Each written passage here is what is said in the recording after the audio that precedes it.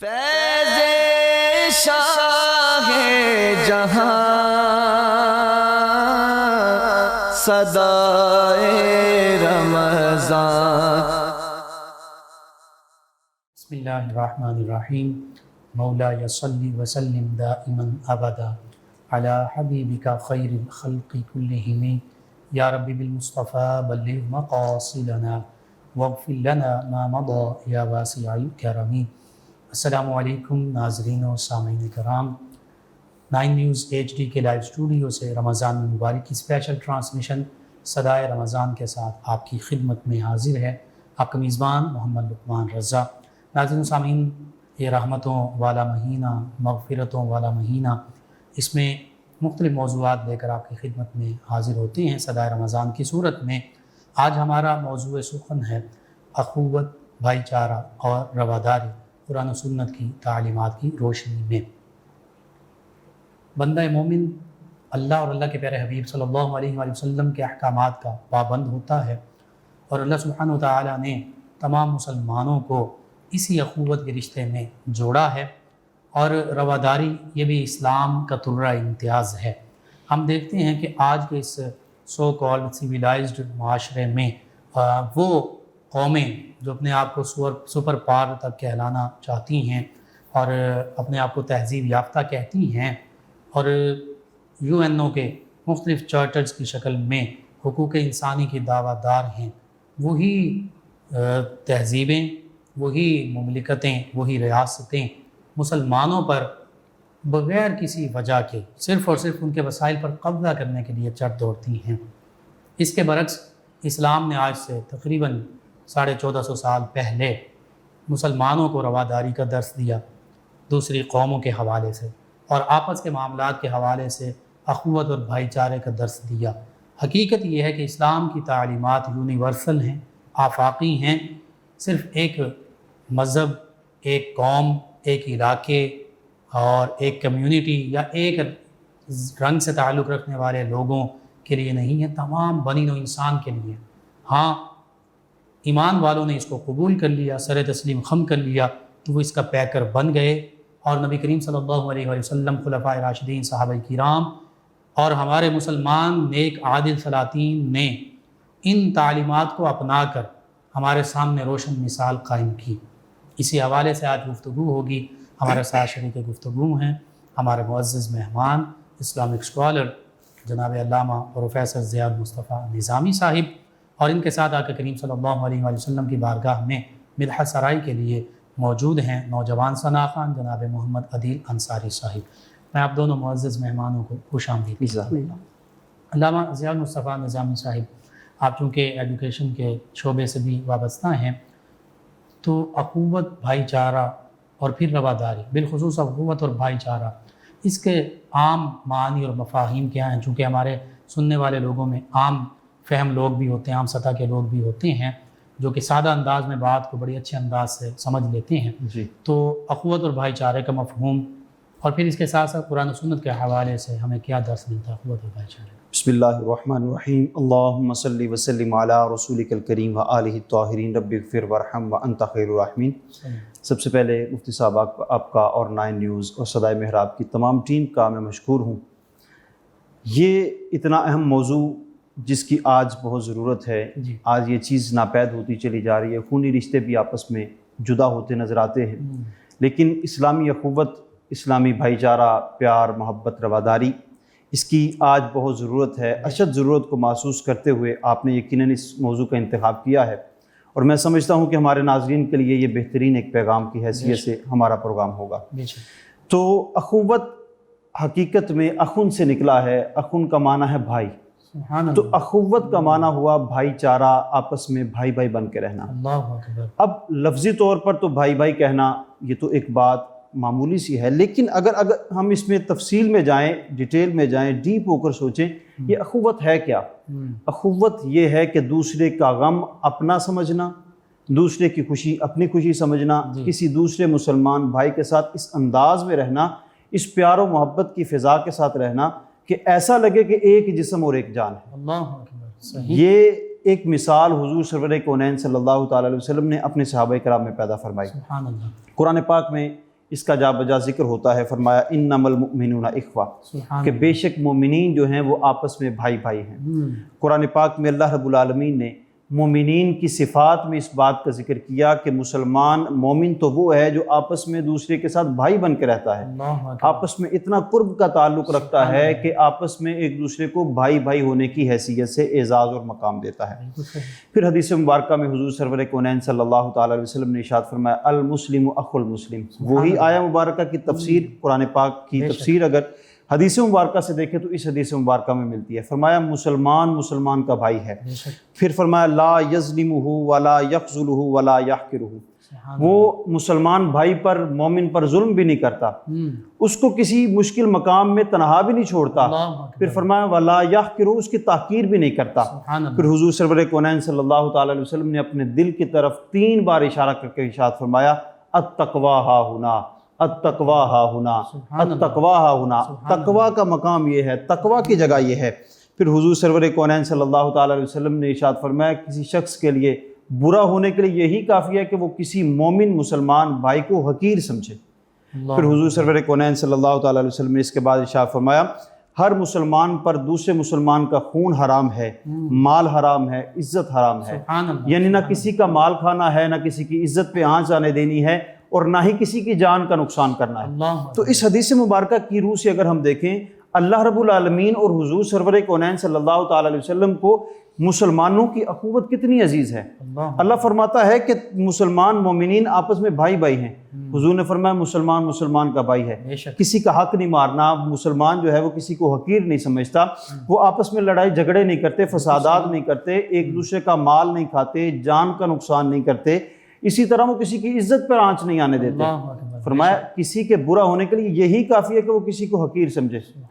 تو پتہ چلا آج کے معاشرے میں اگر ہم دیکھیں، ہمارے معاشرے میں تو ہر دوسرا بندہ کسی کو حقیر سمجھتا نظر آتا ہے، اپنے برابر کسی کو کھڑا ہونا نہیں اہلیت نہیں دیتا، کسی کی یہ حیثیت نہیں سمجھتا کہ میرے برابر کھڑا ہو۔ تو حضور نے فرمایا کہ مومن کے لیے یہ ضروری ہے کہ وہ دوسرے کو حقیر کی نگاہ سے نہ دیکھے، وہ انسان برا ہے حضور کی نظر میں جو دوسرے مسلمان کو برا سمجھتا ہے اور حقیر سمجھتا ہے۔ علامہ صاحب دیکھیے یہاں پر تو پھر المسلم من سلم المسلمون بلسانہ ویدہ، یہی اخوت کا پیغام ہے۔ یہی اخوت کا پیغام ہے کہ مسلمان تو وہ ہے کہ جس کے ہاتھ سے دوسرے کو نقصان نہیں پہنچتا، جس کی زبان سے دوسرے کو نقصان نہیں پہنچتا۔ تو پتہ یہ ہمیں یہ چلا کہ زبان اور ہاتھ سے نقصان کسی کو نہیں پہنچانا، یعنی کسی کی دل آزاری نہیں کرنی۔ اگر ہاتھ سے ہم تکلیف دیں گے، زبان کے ساتھ تکلیف دیں گے، اس کے دل پر یہ زخم لگے گا۔ مومن مسلمان کا دل جب دکھے گا تو یہ صرف مومن مسلمان کو تکلیف نہیں، بلکہ رسول کائنات صلی اللہ تعالی علیہ وسلم جنہوں نے یہ حکم ارشاد فرمایا، ان کے حکم کی نافرمانی بھی ہو جائے گی۔ تو آپ دیکھیں اسلامی اخوت اور بھائی چارہ، بے شک خونی رشتہ آپ کا اور میرا نہیں، لیکن ایک پیار اور محبت کی فضا ہے۔ اسی طرح آپ دیکھیں مشرق سے، مغرب سے، شمال جنوب سے حج کے موقع پر سارے لوگ جمع ہوتے ہیں، مختلف رنگوں کے، مختلف نسلوں سے، مختلف علاقوں سے، کسی کا لباس مختلف ہے، کسی کا رہنے سہنے کا انداز مختلف ہے، لیکن وہاں پہ جمع ہوتے ہیں تو اتحاد اور ایک ہو کر جمع ہوتے ہیں، ایک ہی امام کے پیچھے نماز پڑھتے ہیں، ایک ہی امام پر لبیک کہتے ہیں، اکٹھے کھڑے ہو کر نماز ادا کرتے ہیں، تلبیہ اور سارے معاملات ایک ساتھ کرتے ہیں۔ تو پتہ چلا مومن چاہے ایک مقام پہ رہتا ہو، دوسرا بھائی دوسرے مقام پر رہتا ہو، ان کے درمیان حضور نے اور اللہ رب العالمین نے ایک رشتہ قائم کر دیا۔ اسی رشتے کو اخوت کہتے ہیں، اسی کو بھائی چارہ کہتے ہیں۔ آپ دیکھیں جب حضور سرور کونین صلی اللہ تعالی علیہ وسلم آپ ہجرت فرما کر مدینہ طیبہ گئے، جو لوگ آپ کے ساتھ مہاجر تھے سارا مال پیچھے چھوڑ کے آ گئے، اپنے کسی نے بیوی کو پیچھے چھوڑ دیا، کسی نے اپنے مال کو پیچھے چھوڑ دیا، سب کچھ یعنی قربان کر کے، گھر کاروبار سب قربان کر دیا۔ کسی کے بڑے بڑے باغات تھے کھجوروں کے، کسی کا کچھ تھا، سب کچھ پیچھے چھوڑا، حضور کی خدمت میں حاضر ہو گئے۔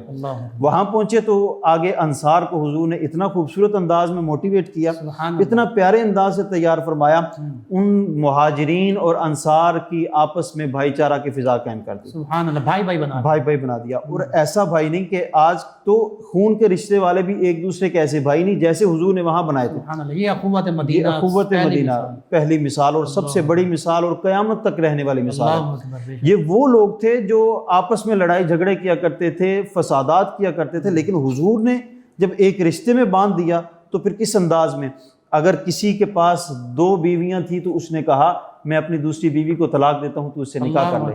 اس سے بڑی قربانی کیا ہو سکتی ہے؟ کاروبار بھی تقسیم کر دیا, گھروں کو تقسیم کر لیا. آج سگے بھائی گھروں میں آپس میں اختلاف کرتے ہیں, ایک کہتا ہے میں اس جگہ پہ گھر لوں گا, دوسرا کہتا ہے یہ جگہ میری ہوگی. یہ تو خونی رشتوں کی مثال ہے, لیکن اسلامی اخوت کی مثال یہ ہے کہ اپنا سب کچھ قربان کر دیا, اور یہ بہت بڑی حضور سرور کونین صلی اللہ تعالیٰ علیہ وسلم نے مثال دی. یہاں پر ایک اور آیت ہے مبارکہ کا میں سہارا لینا چاہوں گا.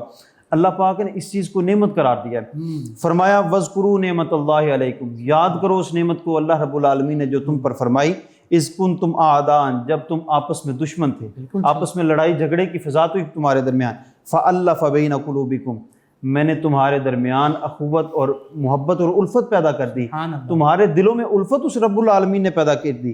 فاصبحتم بنعمتہ اخوانا, پھر اس رب کی نعمت کے ذریعے سے تم آپس میں بھائی بھائی بن گئے. تو یہ وہ اخوت مدینہ کی مثال تھی کہ آپس میں پہلے لڑائی جھگڑا تھا, اوس و خزرج اور دیگر اور بھی قبائل تھے جو پہلے آپس میں مقابلے میں تھے, لیکن جب اسلام قبول کر لیا, حضور سرور کونین صلی اللہ تعالیٰ علیہ وسلم کی جمعیت میں آ گئے, پھر حضور سرور کونین نے ان کو اخوت اور بھائی چارے کے اندر باندھ دیا. سبحان اللہ, سبحان اللہ. جی ناظرین, بہت خوبصورت اخوت اور بھائی چارے کا مفہوم بیان کیا, اور پھر ساتھ قرآن و حدیث کے مدلل جو دلائل ہیں ان کو شامل کیا. تو یوں حقیقت یہی ہے کہ اخوت اس کو کہتے ہیں, چبھے کانٹا جو کابل میں, تو ہندوستان کا ہر پیرو جوان بے تاب ہو جائے. علامہ اقبال علیہ الرحمہ نے فرمایا تھا کہ مسلمان جو ہیں ان کی اخوت اور بھائی چارے کی مثال تو ایسی ہونی چاہیے کہ دنیا کے کسی بھی خطے میں, کابل کو آپ نے اس کو ایک استعارے کے طور پر بیان فرمایا ہے, اشارے کے طور پر بیان کیا ہے کہ دنیا کے کسی خطے میں کسی رنگ, نسل, ذات پات سے تعلق رکھنے والے, علاقے سے تعلق رکھنے والے مسلمان ہوں, اگر ان کو تھوڑی سی بھی مصیبت آئے, تکلیف پہنچے, تو پھر جہاں سب سے زیادہ مسلمان ہوں, ہندوستان میں اس وقت سب سے زیادہ مسلمان تھے, تو ان مسلمانوں کو اپنے بھائیوں کا درد اور تکلیف جو ہے اس کا احساس کرنا چاہیے. یہی اخوت ہے. گفتگو کا سلسلہ جاری رہے گا.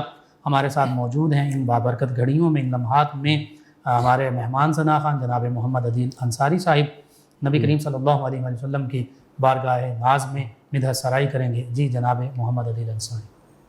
آج عشق میرے نعت سنائیں تو عجب کیا,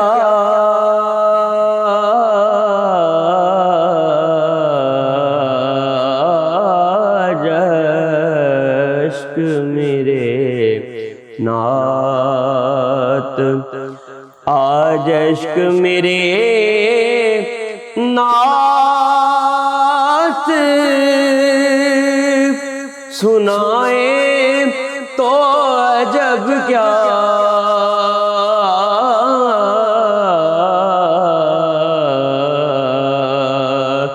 سن کر وہ مجھے پاس بلائیں تو عجب کیا,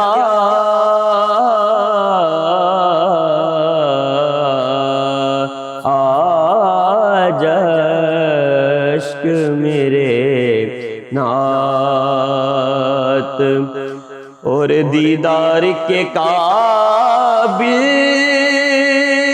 تو کہاں میری نظر ہے,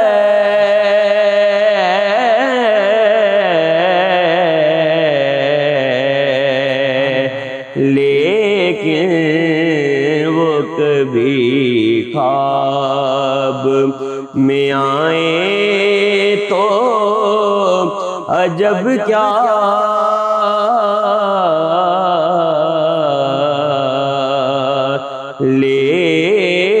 لیکن وہ کبھی خواب میں آئیں تو عجب کیا,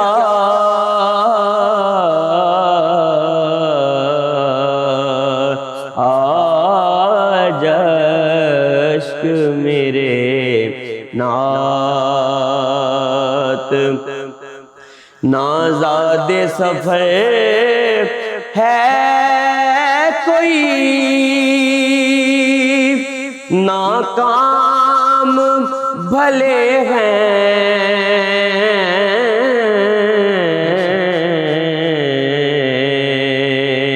لیکن مجھے طیبہ میں بلائیں تو عجب کیا،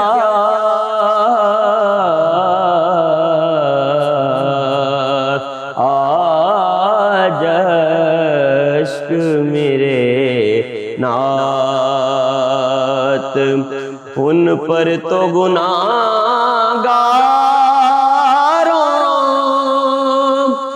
کا سب حال کھلا ہے،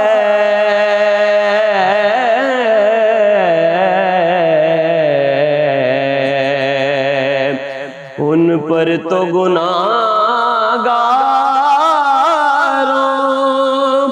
کا سب حال کھلا ہے،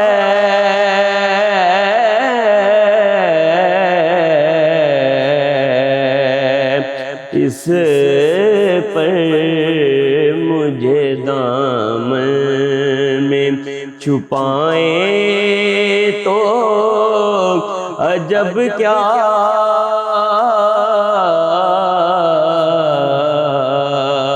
آج اشک میرے نعت وہ حسن دو عالم ہیں، ادیب کے کرم سے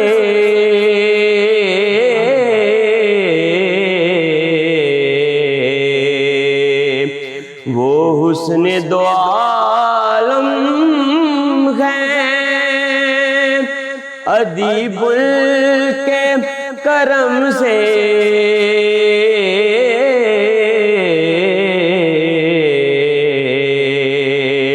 صحرا میں اگر پھول کھلائیں تو عجب کیا،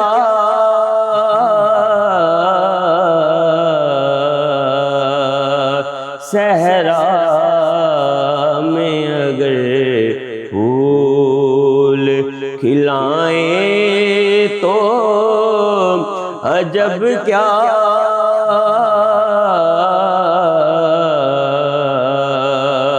آج اشک میرے نعت سنائیں تو عجب کیا،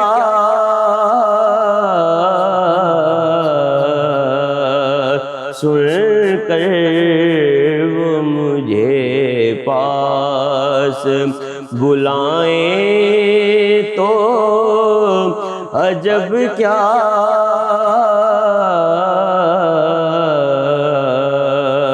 آج اشک میرے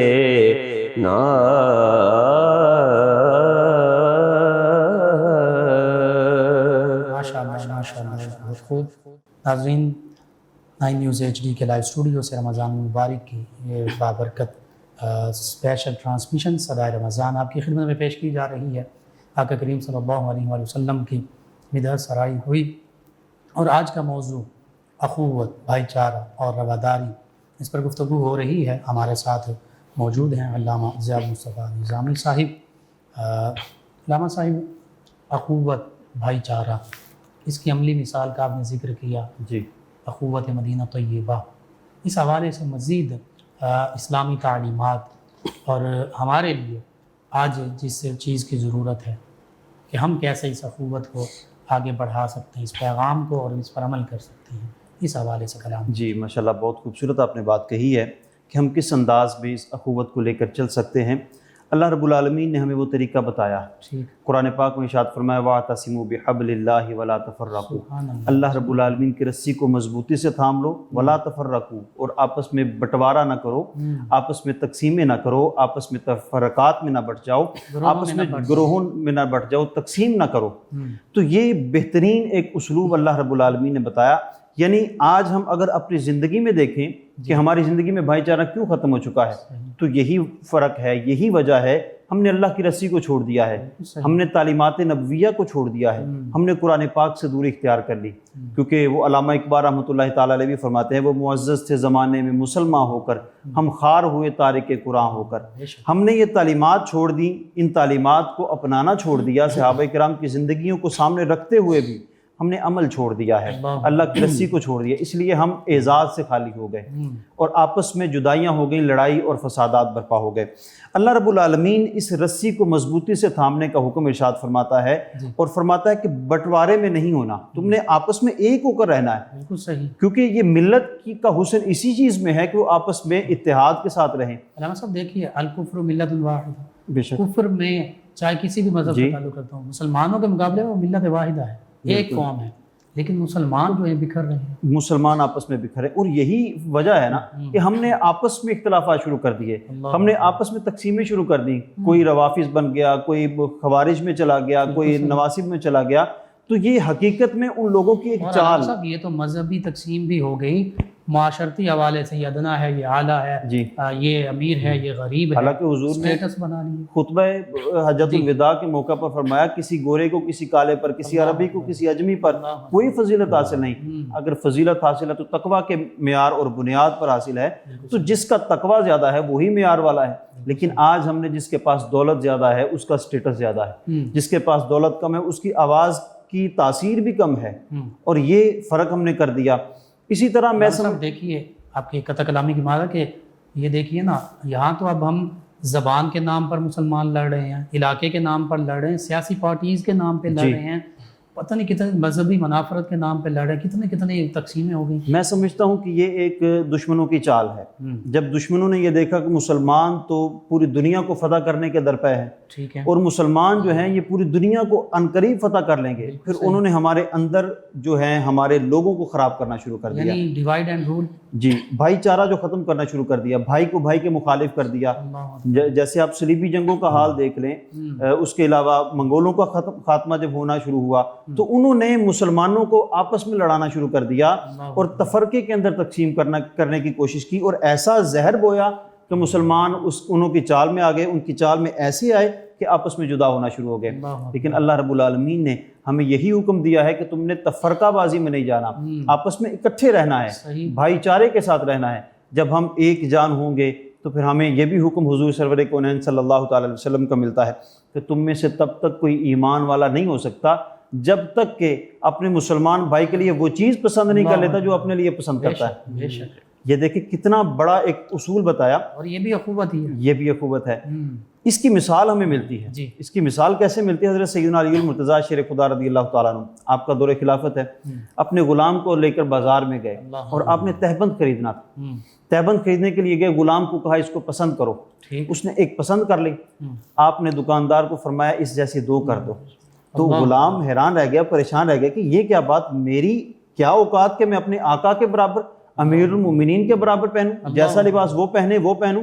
پھر آپ نے اس مثال کا امپلیمنٹ کیا، اور یہ حقیقت میں اسی مثال کی حضور کے فرمان کی ایک تعبیر تھی کہ حضور نے جو فرمایا کہ مسلمان تو وہ ہے، مومن وہ بندہ ہے جو اپنے لیے چیز پسند کرتا ہے، مومن بھائی کے لیے بھی وہی پسند کرتا ہے۔ تو حضرت علی نے اس کی مثال دے کر واضح فرما دیا کہ یہ حقیقت میں بھائی چارہ اور یہ مثال ہمارے پاس موجود ہے۔ سیدنا عمر فاروق اعظم رضی اللہ عنہ غلام ہے، سواری پہ فلسطین بیت المقدس فتح کرنے کے لیے جا رہے تھے، اخوت ہے نا یہ؟ جی اخوت ہے، یہ بہت بڑی ایک مثال ہمیں نظر آتی ہے۔ سواری پر وقت مقرر کیا ہوا، جی بالکل، اور اینڈ پہ غلام اوپر ہے، غلام اوپر ہے۔ حضور سرور کونین صلی اللہ تعالی علیہ وسلم نے ارشاد فرمایا کہ تم میں سے تب تک کوئی جنت میں نہیں داخل ہو سکتا جب تک کہ وہ ایمان نہ لے آئے، اور کوئی ایمان والا تب تک نہیں ہو سکتا جب تک کہ تم آپس میں ایک دوسرے کے ساتھ محبت نہ کر لو۔ پھر حضور نے فرمایا تمہیں بتاؤں کہ محبت کیسے پیدا ہوگی، آپس میں محبت کیسے قائم ہوگی؟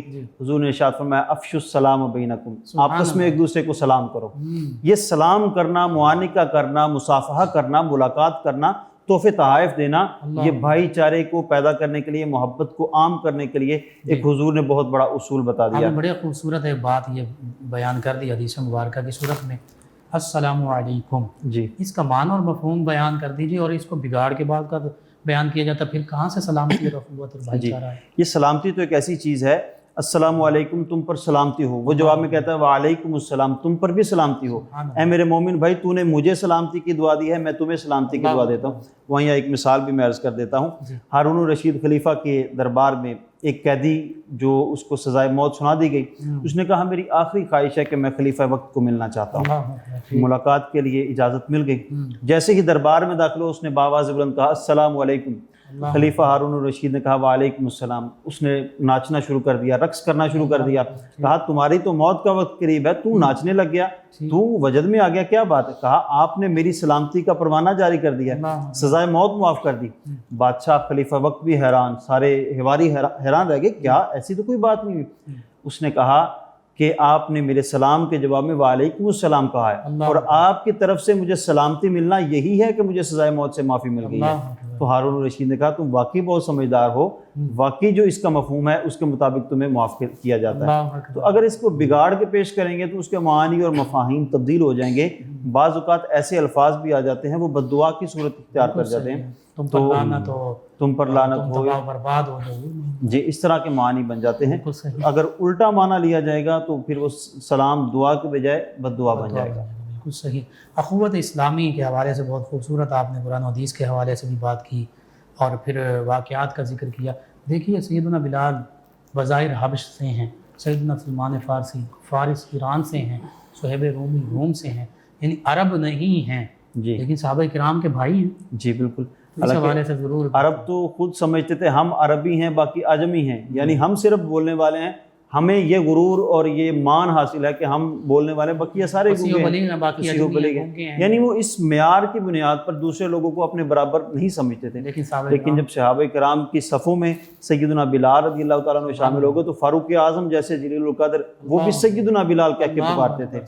हज़रत सैयदना फ़ारूक आज़म रज़ियल्लाहु ताला अन्हु जैसी शख्सियत वो किसी को इकराम दे तो इसका मतलब यही हुआ कि उन्होंने अपनी सरदारी, अपना मकाम, स्टेटस और मर्तबे को देखते हुए फिर भी हज़रत बिलाल हबशी जो बज़ाहिर रंग के काले हैं लेकिन उनको सैयदना बिलाल कह के यही बता दिया कि ये मिसाल ऐसी मिसाल है जो हुजूर ने कायम फरमा दी। और फिर इससे बढ़कर अख़ुवत की मिसाल हो, इससे बड़ी और अख़ुवत की मिसाल कोई हो नहीं सकती। रवादारी के हवाले से भी और बिलखुसूस अख़ुवत और भाईचारे के हवाले से भी पैगाम भी और आज के हमारे माशरती रवैये क्या हैं, ताकि हमें पता चले कि ये हमारे रवैये हैं, इनसे हमने बचना है और इन रवैयों को छोड़कर अख़ुवत, भाईचारे और रवादारी का इस्लाम का जो असल पैगाम है उस पर अमल पैरा। जी, रवादारी हकीकत में इसका माना एक बर्दाश्त के माना में भी आता है कि दूसरे को बर्दाश्त करना, सब्र तहम्मुल का मुजाहिरा करना। ठीक है। इसको अगर वजाहत की तरफ जाएं तो किसी के नज़रियात, ख्यालात, आदात, अतवार समेत किसी को कबूल कर लेना ये रवादारी है। इसकी मिसाल हम देखते हैं। हुज़ूर सरवर कौनैन सल्लल्लाहु ताला अलैहि वसल्लम मदीना तय्यबा में तशरीफ़ लेकर आए, वहाँ पर यहूदी मौजूद थे, यहूद व नसारा वहाँ मौजूद थे। यहूदियों के नज़रियात अपने, यहूदियों के ख्यालात अपने, उनके फसाद बर्पा करने वाली आदात आज तक पाई जाती हैं। वो उस वक़्त से कुरान पाक ने जिक्र कर दिया कि कभी भी तुम्हारे आपस में इत्तेहादी और नहीं हो सकते, खैर पाक दोस्त नहीं हो सकते। तो उनकी रविश में, उनकी नेचर में फसाद है, लेकिन हुज़ूर सरवर कौनैन सल्लल्लाहु ताला अलैहि वसल्लम ने उनके साथ रहना, उनके साथ मामलात तय करना, बाज़ औक़ात उनके साथ मुआहदे भी करना। औसो खजरत जैसे कबाइल के साथ आपने जो मुआहदा, जी, उनके साथ जो आपने मुआहदे किए, ये मुआहदात आपने किए हालांकि आप जानते थे कि ये मुझे नहीं मानते, ये किसी और नबी को मानने वाले हैं, और ये आपस में खुद भी लड़ाई करते हैं और दूसरों को भी लड़ाइयों में मुब्तला करते हैं, आए दिन कोई नई नई साजिश करते हैं। लेकिन हुजूर ने कबूल फरमाया, और न सिर्फ कबूल फरमाया और उनके साथ मुआहदे में भी हुजूर सरवर दो आलम सल्लल्लाहु ताला अलैहि वसल्लम जब तक मुआहदा उनकी तरफ से नहीं टूटा, हुजूर ने अपना मुआहदा पासदारी फरमाई। और यही रवादारी है और यही सबसे बड़ी मिसाल है कि हुजूर सरवर कौनैन सल्लल्लाहु ताला अलैहि वसल्लम ने सब कुछ होते हुए भी उनको कबूल फरमाया। उनके नज़रियात उसमें बाज़ लोग ये कहते हैं, बाज़ लोग इसमें कुछ गुलूब इख्तियार कर जाते हैं, दूसरे के नज़रियात को डिफेंड करना शुरू कर देते हैं। यानी मिसाल के तौर पर अगर कोई गैर मुस्लिम है, उसके साथ रहना पड़ता है, ठीक है, उसका साथ रहना ये तो रवादारी है। लेकिन अगर किसी मामले में कोई बहस हो जाए तो उस जिसके साथ वो रवादारी का इजहार कर रहा है, बज़ाहिर रवादारी कर रहा है, उसके नज़रियात को डिफेंड करना शुरू कर देगा तो वो रवादारी नहीं होगी बल्कि ये मुनाफिकत के ज़ुमरे में आ जाएगी। जी बिल्कुल। तो अगर रवादारी के मफहूम में हम जाएँ तो हमें यही मिलता है کسی کے نظریات کو قبول کر لینا. اور بعض لوگ یہ کہتے ہیں کہ مجھے غلط بات بالکل برداشت نہیں ہے. برداشت کے مفہوم میں اگر آپ نے جو کہا ہے ہمارے معاشرے میں, تو پھر برداشت ہے کیا؟ اچھی بات تو ہر بندہ قبول کرتا ہے, اچھی بات پہ تو ہر بندہ خوش ہوتا ہے, اچھی بات پہ, تعریف پہ ہر بندے کے دل میں خوشی اور مسرت کا اظہار ہوتا ہے. لیکن بری بات یا غلط بات یا ایسی بات جو طبیعت پہ گراں گزرے, اسی کو قبول کرنا, یہی تو برداشت ہے, یہی تو صبر ہے, یہی تو رواداری ہے. تو ہمارے معاشرے میں اس کا فقدان ملتا ہے. برداشت کا بالکل برداشت جو ہے ناپید ہوتی جا رہی ہے. علامہ صاحب ایک بالکل آپ کی یہ بات صحیح ہے, برداشت اور رواداری سے اس حوالے سے دور ہو گئے ہیں, اپنوں سے دور ہو چکے ہیں, اخوت بھائی چارے سے دور ہو چکے ہیں. لیکن اسلام کا ایک ایسا پیغام تھا رواداری کا, اس کو مملکت اسلامیہ پاکستان کے حوالے سے دیکھ لیجئے. ہمارے یہاں ہندو بھی رہتے ہیں, سکھ بھی رہتے ہیں, عیسائی بھی رہتے ہیں, تھوڑی سی تعداد میں یہودی بھی ہوں گے, اور بھی لوگ رہتے ہیں سیکولر, لبرل, ہر حوالے سے لادین لوگ بھی ہیں. لیکن مسلمان پاکستان کے کبھی بھی الا ماشاء اللہ, یہی ریاست نے بھی یہ کر کے دکھایا, مسلمانوں نے بھی کر کے دکھایا کہ وہ ہندو جو ہیں وہ اپنے مندر میں جاتے ہیں, اپنے مذہب کے مطابق زندگی گزار رہے ہیں. اسی طرح دیگر مذاہب کے لوگ. تو یہ تو ایک مثال ہے نا رواداری کے حوالے. جی بالکل, ہمارے معاشرے میں اس کی مثال ملتی ہے. اور حضور سرور کونین صلی اللہ تعالیٰ علیہ وسلم نے یہ بھی ارشاد فرمایا, غیر مسلموں کے ساتھ اگر تم معاہدہ کرو تو معاہدے کو پورا کرو, اور ان کی عبادات کو مسمار نہ کرو, اور ان کی آبادیوں میں تم فساد برپا نہ کرو.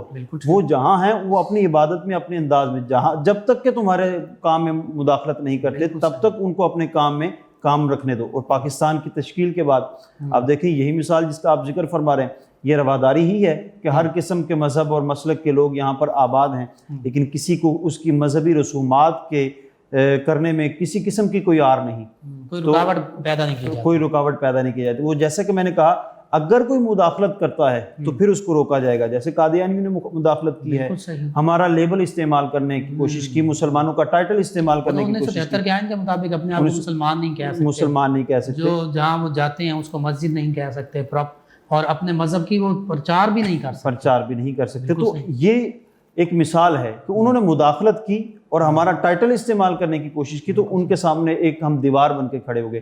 اگر آپ دیکھیں عیسائی بھی رہتے ہیں, یہودی بھی رہتے ہیں, لبرل, جیسے آپ نے سب مثالیں دی ہیں, ہر قسم کے طبقے کے لوگ رہتے ہیں. کبھی کسی مقام پر کوئی فساد نہیں ہوا. جب تک وہ اسلام پر اٹیک نہیں کرتے, قرآن حدیث پر, ذوات مقدسہ پر اٹیک نہیں کرتے, وہ بالکل آرام سے رہ سکتے ہیں. ان کے بھی کسی پر کوئی اٹیک نہیں کیا جاتا. اور لیکن وہ خود جب شرارت کرتے ہیں, بالخصوص آپ نے قادیانیوں کا بالکل صحیح ذکر کیا کہ یہ تو علامہ اقبال علیہ رحمہ نے فرما دیا تھا کہ یہ تو یہودیت کا چربہ ہے. جی, اور ہمارے اسلاف نے بالکل اس حوالے سے ان کی خدمات ہمارے سامنے موجود ہیں, چاہے وہ اعلیٰ حضرت امام احمد رضا خان قادری علیہ رحمہ, پھر میر علی شاہ صاحب رحمۃ اللہ تعالیٰ علیہ ہوں, مباہلے کا معاملہ ہو, پھر 1935 میں بہاولپور ریاست میں مقدمہ باقاعدہ قائم کیا جاتا ہے, اس میں مسلمانوں کو فتح و نصرت حاصل ہوتی ہے. پھر 1953 کے معاملات ہیں, پھر 1973 اور 74 کے معاملات ہیں. ہماری قربانیاں اس حوالے سے. جی, قربانیاں بے شک موجود ہیں, لیکن یہ رواداری کا یہ معنی نہیں ہے کہ اگر وہ ہمارے جو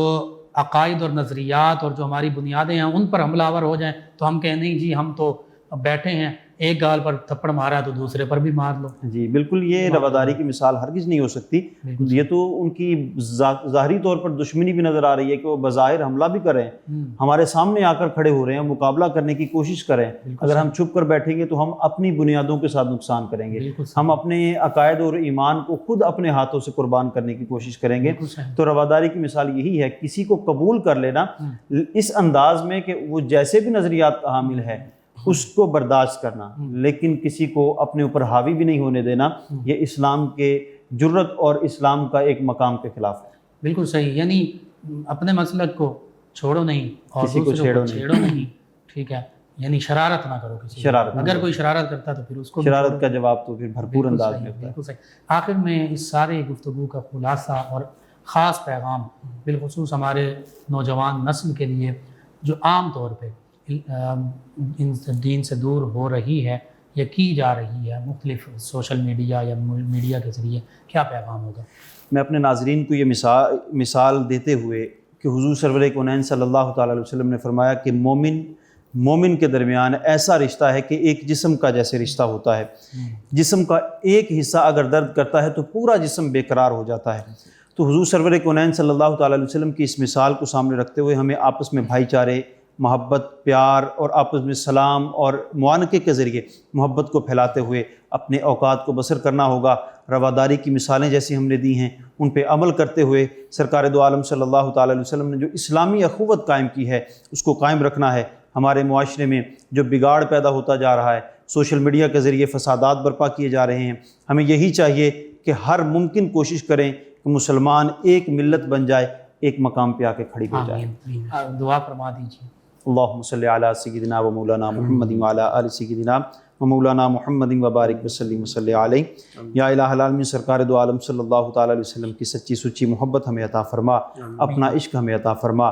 یا رب العالمین، پیار، محبت اور عشق کی فضا ہمیں آپس میں قائم رکھنے کی توفیق عطا فرما، اپنی رضا کی محبت عطا فرما، اپنی رضا کی خاطر کسی سے ناراض ہونے والی ہمیں روش عطا فرما۔ یا الہ العالمین، سرکار دو عالم صلی اللہ تعالیٰ علیہ وسلم کے غلاموں کی سنتوں پہ عمل کرنے کی ہمیں توفیق عطا فرما۔ ہمارے ملک پاکستان کی خیر فرما، پاکستان کے داخلی انتشار سے ان کو محفوظ فرما، پاکستان کو دن دگنی ترقی اور عروج عطا فرما۔ یا الہ العالمین، عالم اسلام کو اتحاد عطا فرما۔ صلی اللہ تعالیٰ علی رسولہ محمد وعلی آلہ واصحابہ اجمعین برحمتہ۔ جی ناظرین و سامعین، 9 نیوز HD کے لائیو اسٹوڈیو سے رمضان المبارک کی اسپیشل ٹرانسمیشن صدائے رمضان کا آج کا پروگرام اختتام پذیر ہوتا ہے۔ انشاءاللہ کل دوبارہ آپ سے ملاقات ہوگی۔ اپنے میزبان محمد لقمان رضا، ہمارے معزز مہمان اور ہماری ٹیم کو اجازت دیجیے۔ آخر میں ہمارے مہمان ثنا خان جناب محمد عدیل انصاری صاحب نبی رحمت صلی اللہ علیہ وآلہ وسلم کی بارگاہ میں ہدیہ عقیدت پیش کریں گے۔ جی جناب محمد عدیل انصاری۔ معصومیت کا حالہ بچپن میرے نبی کا، معصومیت کا حالہ بچپن میرے نبی کا، معصومیت کا حالہ ہو بچپن میرے نبی کا، معصومیت کا حالہ ہو بچپن میرے نبی کا، پھولوں کی طرح اجلا بچپن میرے نبی کا، پھولوں کی طرح اجلا بچپن میرے نبی کا،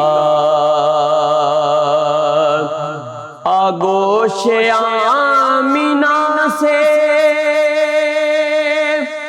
دن کی طرح ابھر کر، آگوش آمینہ سے دن کی طرح ابھر کر، جگ کو سجانے والا بچپن میرے نبی کا، جگ کو سجانے والا بچپن میرے نبی کا، سب اچھی عادتوں سے پر نور اور مزین، سب اچھی عادتوں سے پر نور اور مزین، سچائی کا حوالہ بچپن میرے نبی کا، سچائی کا حوالہ بچپن میرے نبی کا معصومیت کا حالات،